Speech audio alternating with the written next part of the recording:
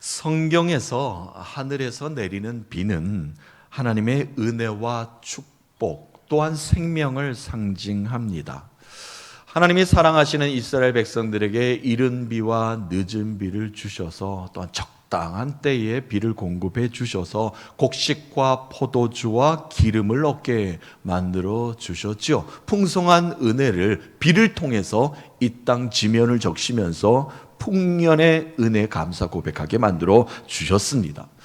또한 갈급한 심령과 메마른 심령들에게는 소낙비와 같은 은총을 베풀어 주셨습니다. 넉넉하고 풍성한 은혜를 비처럼 갈급한 심령에게 부어 주셨죠. 그래서 은혜, 축복, 생명을 하나님께서 하늘에 내려주시는 것을 비의 비유를 성경은 또 하고 있습니다. 또한 비는 치유와 회복을 예고하기도 합니다. 시편 기자가 이렇게 고백하고 있지요. 그가 구름으로 하늘을 덮으시며 땅을 위하여 비를 준비하시는도다. 하나님께서는 예비의 하나님이십니다. 비를 구름으로 이미 덮으신 후에 땅의 비를 예견하고 계시는 하나님의 은혜와 은총, 얼마나 감사합니까? 비록 우리의 눈에는 보이지 않는다 하여도 우리는 미래를 점칠 수 없는 우매한 자이라 할지라도 하나님께서는 이미 비를 준비하고 계신 하나님이시라는 것입니다. 메마른 땅에 단비와도 같은 비를 그때그때마다 내리셔서 우리를 은혜의 자리에 머무르게 만들어 주시고 또한 위로의 자리로 회복을 경험케 만들어 주십니다.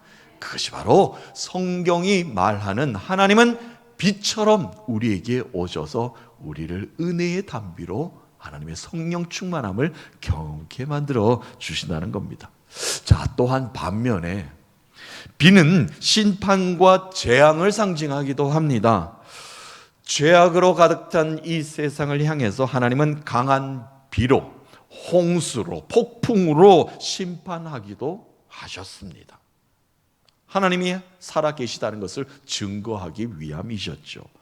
또한 불순종한 백성들에게는 한동안 비를 내리지 않으셔요. 비를 멈추어 버립니다. 그래서 가뭄으로 고통을 겪게 만드셔요. 왜 그 고통을 겪게 만드십니까? 그 시간 동안에 하나님을 붙잡으라고요.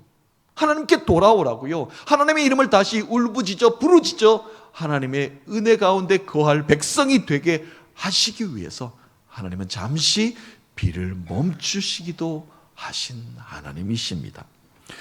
이처럼 성경은 비를 통하여 하나님을 드러내셨고 인간을 향하신 하나님의 계획하심을 비 속에, 내리는 비 속에 고스란히 담아내셨고 지면을 적시셨습니다. 그것이 바로 하나님의 비를 통해서 하나님의 백성들에게 하나님의 뜻하심을 전하시는 그러한 하나의 방법이기도 하였죠. 최초로 하나님을 드러내시는 비에 관한 말씀은 우리가 잘 아는 창세기를 펼쳐보면 노아 홍수 사건입니다. 하나님이 천지 만물을 창조하셨습니다. 그리고 인간을 만드셔서 하나님의 형상대로요 아름답게 빚으신 후에 심히 내가 보기 좋았더라. 그 자연 온 우주 만물을 다스리고 생육하고 번성하고 살게 만들어 주셨죠. 지면에 사람들로 가득하였습니다. 하나님 보시기에 얼마나 좋았을까요? 지면에 사람들이 흩어져서 그들이 하나님이 주시는 복을 누리며 살았습니다. 자, 그런데 문제는요, 에덴 동산에 아담이 죄를 짓지 않았습니까? 그 죄를 끊어내지 못하고 흩어져서 사는 것이 문제가 되었습니다. 회개하지 않고 지면에 흩어져서 살다 보니 죄가 죄를 낳게 되었고 죄가 또한 죄를 부추기는 그런 일들이 자꾸 사람들 간에 생겨나기 시작한 겁니다. 온 지면 위에 악이, 죄가, 사탄이, 마귀가 들끓기 시작을 한 것이죠. 하나님은 인간 마음속에 있는 나쁜 마음을 보셨습니다. 그리고는 하나님이 이렇게 마음을 먹으시죠. 사람 만드신 것을 후회하셨습니다. 얼마나 인간의 마음속에 죄가 자리를 잡았으면 말이죠. 또한 죄가 엄청난 죄를 낳고 있는 모습이 얼마나 악했으면 하나님께서 후회하시는 마음을 다 가지셨을까요? 자, 그리고 죄악된 이 땅을 심판하기로 결정하십니다. 하나님이 쓰신 단어는 쓸어버리겠노라 라고 말씀하셔요. 완전히 멸하겠노라 결정을 하십니다. 그런데 다행히도 하나님을 믿는 선한 사람 한 사람을 하나님께서 발견하게 되죠. 의로운 사람을 발견하게 됩니다. 그의 이름이 바로 노아입니다. 그의 선함만은 이 땅에 남겨두기로 결정을 합니다. 그는 선함으로 그 선함은 이 땅 가운데 쓸어버리지 않고 남겨두겠다라고 하나님께서 마음의 결정을 내리셨죠. 그리고 어느 날 노아에게 하나님께서 나타나셔서 이렇게 말씀하십니다. 노아야, 내가 인간의 폭력적인 행위가 온 지면에 가득한 것을 내가 보았다. 이제는 참지 못하겠다. 그 모든 것을 쓸어버리겠다. 그 단어를 하나님이 사용하셨어요. 홍수가 온 지면을 덮을 것이니 너는 배를 만들라. 특별히 방주를 만들라라고 말씀하십니다. 방주는 배 위에 뚜껑이 있는 거예요. 완전 사방이 봉해지는 방주를 만들라.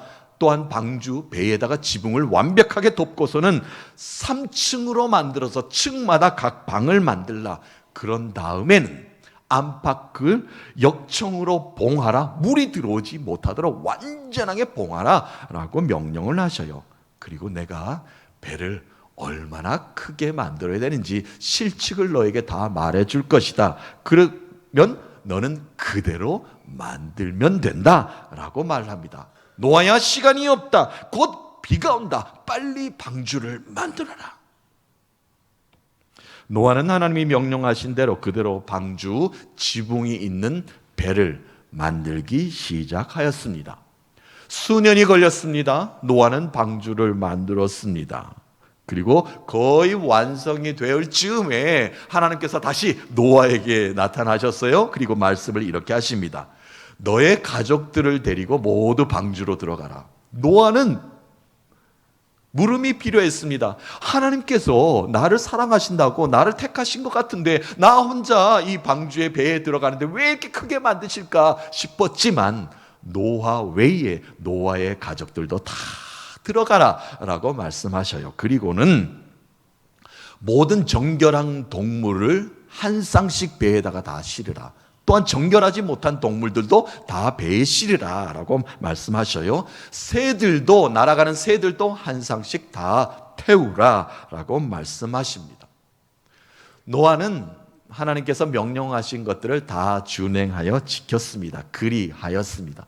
자, 이 광경을 보던 많은 사람들이 노아가 시간을 낭비하고 있다. 지금 노아가 무엇을 하는 건가? 많은 사람들이 비웃기 시작을 하였습니다. 그러나 노아는 그 많은 사람들의 비웃음에 비아냥거리며 아랑곳하지 않고 하나님이 명령하신 것을 모두 지켰습니다. 자신의 가족을 데리고 방주 안으로 마지막에 들어갔습니다. 그리고 하나님이 문을 굳게 닫으셨습니다. 그리고 그 이후 7일 후에 비가 내렸습니다.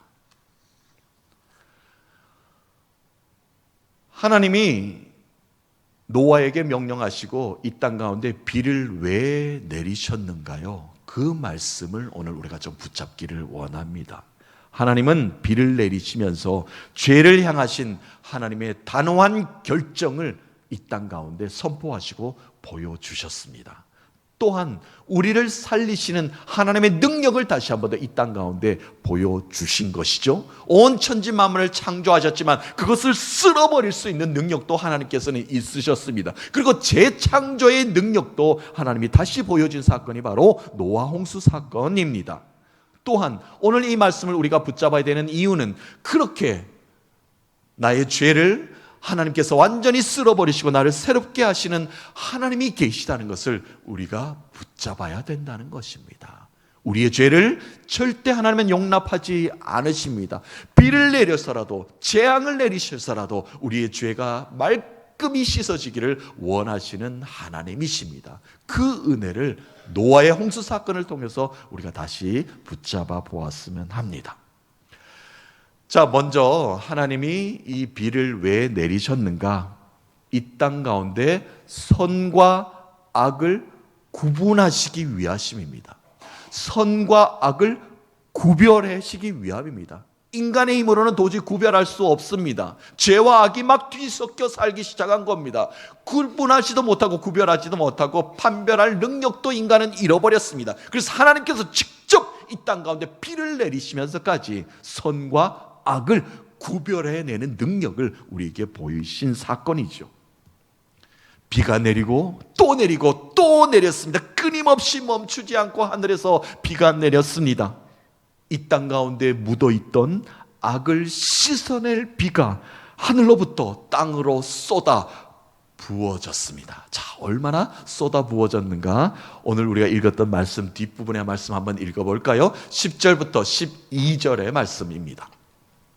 7일 후에 홍수가 땅에 덮이니 노아가 600세 되던 해 둘째 달 곧 그 달 11의 날이라. 그날에 큰 기쁨이 샘들이 터지며 하늘의 창문들이 열리고 40주야를 비가 땅에 쏟아졌더라. 아멘. 40일 동안 쉬지 않고 비가 이 땅 가운데 내렸습니다. 온 지면을, 자연을, 죄악된 인간을 비로 덮었습니다.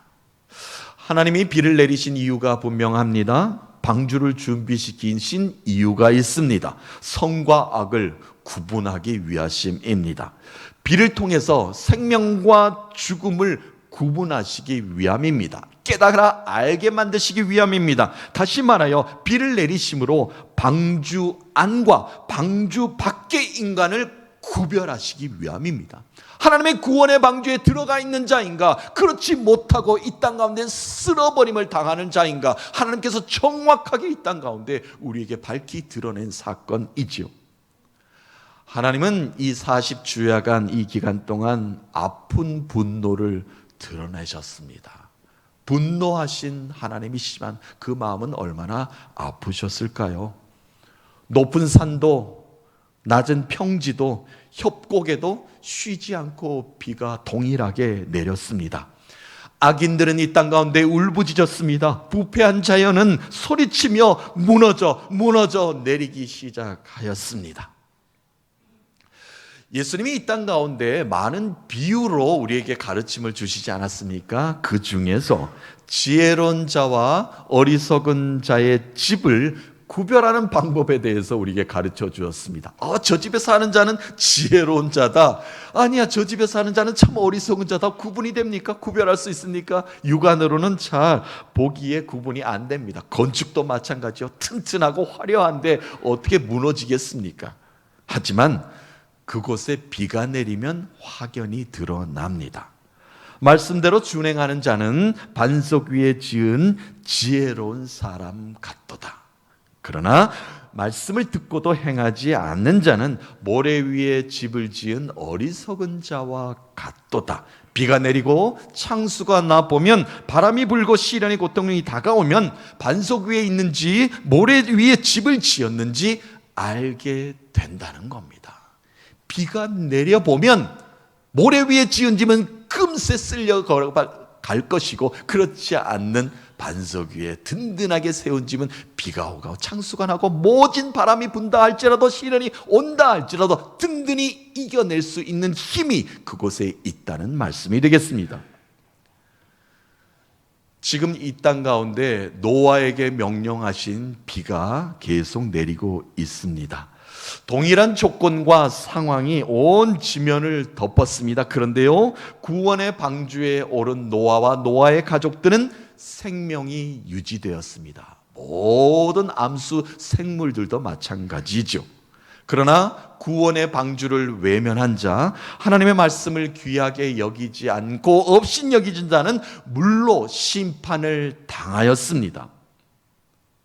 하나님의 마음을, 하나님의 뜻을 고스란히 담은 이 비는 누구에게나 동일하게 내려집니다. 그것을 하나님의 자비, 긍휼, 헤세드, 은혜라고 말을 하지요. 누구에게나 하나님은 비처럼 우리에게 쏟아 부어집니다. 하지만 그것을 붙잡고 사느냐, 붙잡지 않고 사느냐 결정이 됩니다. 어떤 사람에게는 환난과 시련, 징계의 비가 될 수 있고요, 또 어떤 자에게는 기회의 비가 될 수가 있습니다.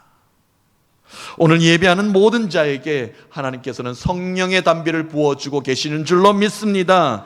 내 마음속에 자리하고 있는 선과 악을 분명하게 구별하시기 바랍니다. 오늘 예배를 통해서 구원의 방주 안에 살아가고 있다는 것이, 그것이 나의 삶의 옳은 일이었다 결정하시면서 그 옳은 은혜에 감사 고백하신 여러분 되시길 주님의 이름으로 축복합니다. 사랑하는 성도 여러분, 성령의 담비를 경험하시기 바랍니다. 내 삶을 선한 길로 인도하시는 주님의 인도하심을 경험케 되는 이 예배 자리 될 줄로 믿습니다.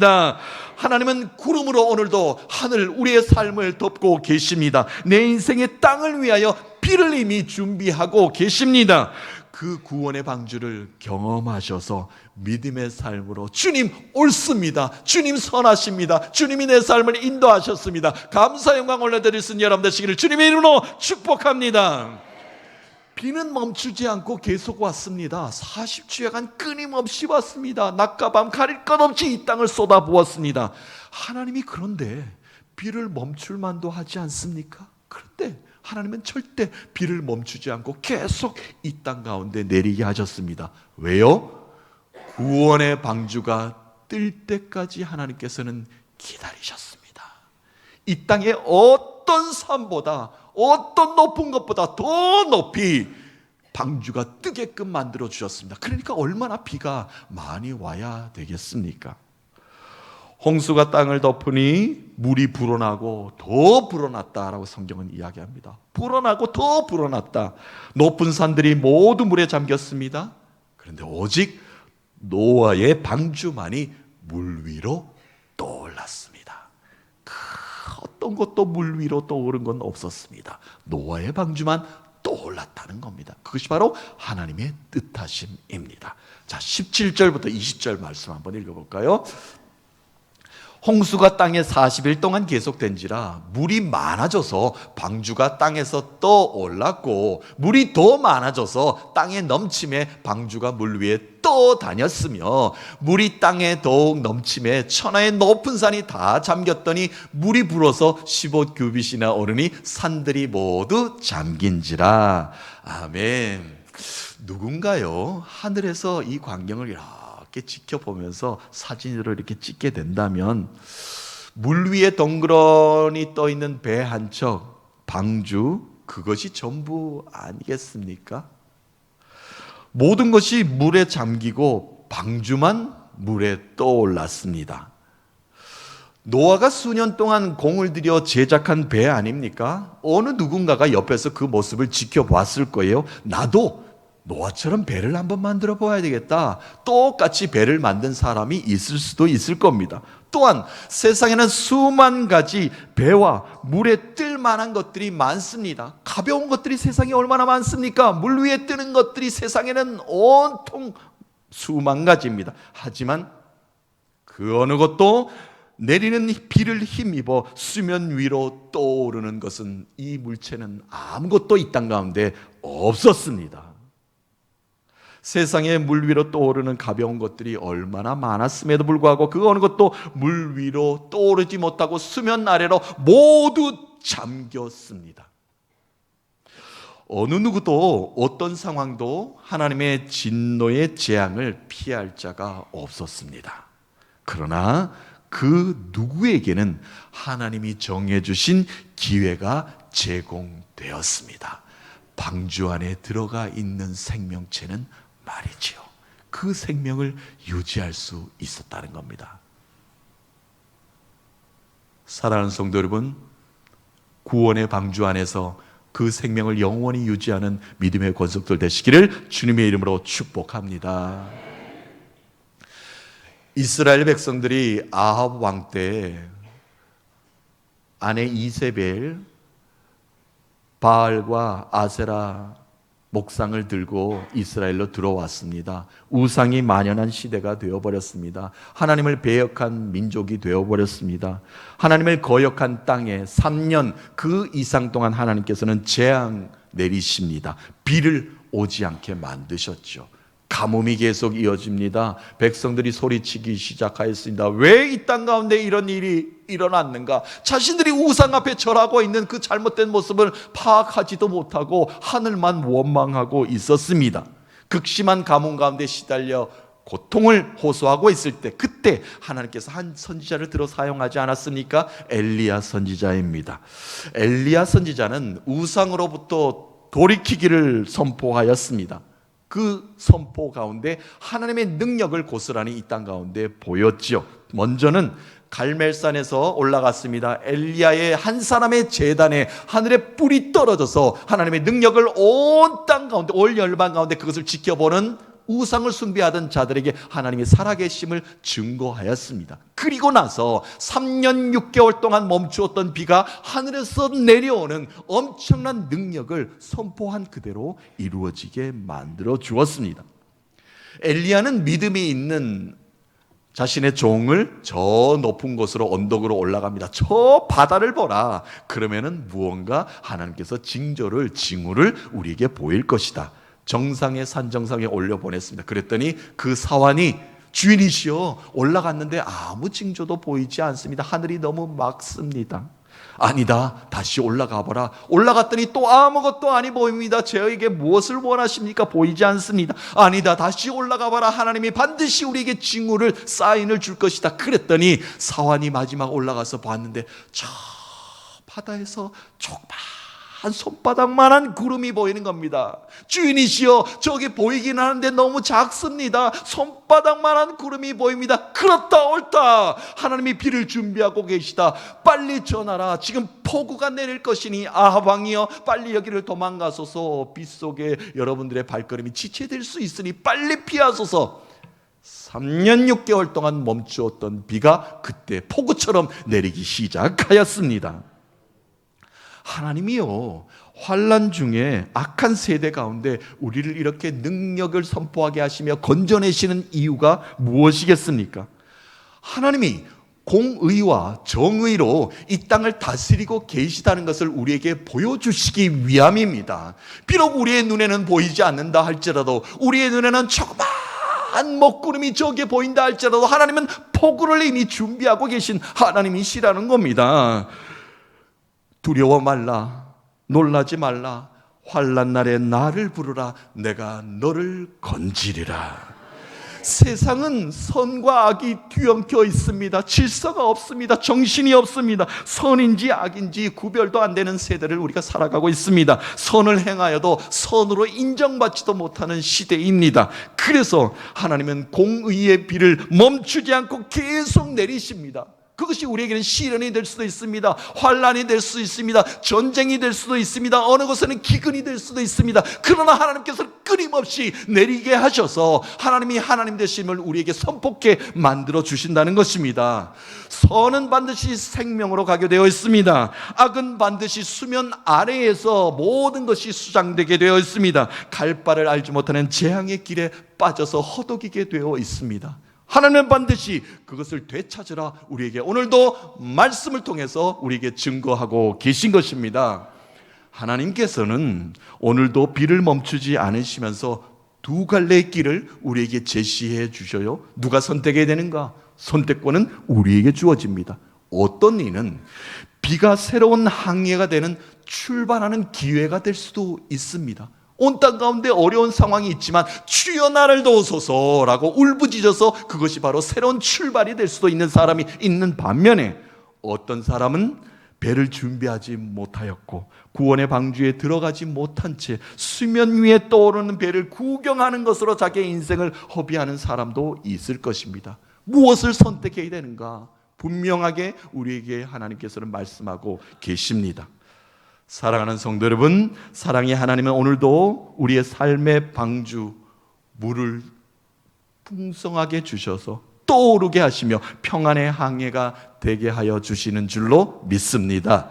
더 많은 은혜의 비를 내려주셔서 더 풍성한 축복의 단비를, 우리 눈에는 보이지 않지만 축복의 단비를 내려주셔서 내 삶에 주님이 주시는 은혜의 강이 차고 넘치는 그런 기쁨의 삶을 살게 만들어 주실 줄로 믿습니다. 그 은혜를, 그 기적을 경험하시는 구원의 권속들 되시기를 주님의 이름으로 축복합니다. 마지막 한 가지만 더 마지막으로 나눕니다. 하나님이 비를 내리신 이유는요, 땅을 새롭게 하기 위해서입니다.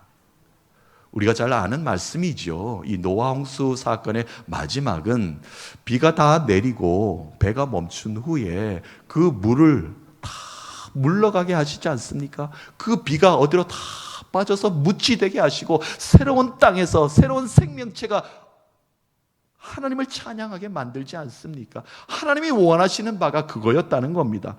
40주야간 비가 땅에 쏟아진 후에 150일 동안이나 물이 땅에 차고 흘러 넘치게 만드셨습니다. 왜 그렇게 하셨을까요? 150이라는 것은 5개월입니다. 짧은 시간이 절대 아닙니다.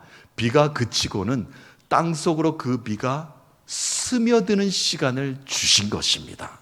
하나님의 진노와 재앙의 비가 땅이 꼼짝 못하도록 더 쏟아부어 주셔서 그제서야 땅이 반응을 하기 시작한 겁니다. 딱딱한 땅이 그 속에 물이 스며들어가기 시작하여지고 딱딱한 땅이 갈라지기 시작하였고요, 산소가 공급되지 않는 땅에 물이 들어가서 다시 생명체가 꿈틀거리기 시작하였다는 겁니다. 150일 동안 그 땅을 하나님께서 변화시키기 시작하신 것이죠. 지각의 변동이 일어났으며 질서를 다시 찾아가기 시작하였으며 죄악의 땅에 변화가 일어나기 시작하였습니다. 하나님께서는 그 150일을 더 기다리셨습니다. 우리의 삶에도 왜 기다림이 필요합니까?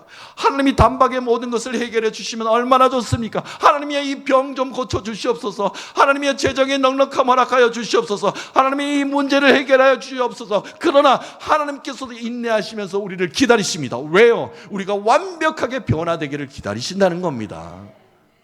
우리도 기도하며 그 시간을 인내로 기다릴 수 있어야 합니다. 23절, 24절 읽고 말씀 마치겠습니다. 마지막 말씀이에요. 지면의 모든 생물을 쓸어버리시니 곧 사람과 가축과 기는 것과 공중의 새까지라. 이들은 땅에서 쓸어버림을 당하였을 때 오직 노아와 그와 함께 방주에 있던 자들만 남았더라. 물이 151일 땅에 넘쳤더라. 아멘. 150일 동안 땅에 넘치게 하셔서 땅을 완벽하게 변화시켰다는 겁니다. 그리고 하나님의 백성, 하나님의 나라를 온전히 다시 재창조하고 세워 가셨습니다. 그것이 바로 하나님의 뜻하심입니다. 하나님의 진정한 뜻을 깨달아 알기 위해서 하나님은 기다리신 것이죠. 내 삶을 완전히 변화시키기 위함입니다. 우리의 신앙에도 심판을 통한 구원의 변화가 반드시 일어나야 합니다. 하나님이 다스리시면 우리의 심령에 지각 변동이 일어납니다. 하늘을 열어 나를 향하신 하나님의 뜻을 펼쳐내 보이십니다. 땅을 기경하여 새롭게 재창조의 변화가 일어나게 만들어 주십니다. 그 은혜의 비를 경험하시는 믿음의 권속들 되시기를 주님의 이름으로 축복합니다. 사랑하는 성도 여러분, 이 한 주간 이 말씀 꼭 기억하십시다. 한 분도 빠짐없이 구원의 방주에 오르십시다. 영원한 생명, 삶의 모든 것들을 송두리째 변화시키는 기적을 경험하시는 믿음의 권속들 되셔서 임마누엘의 하나님과 동행하는 승리의 삶을 사시는 여러분 되시기를 주님의 이름으로 축복합니다.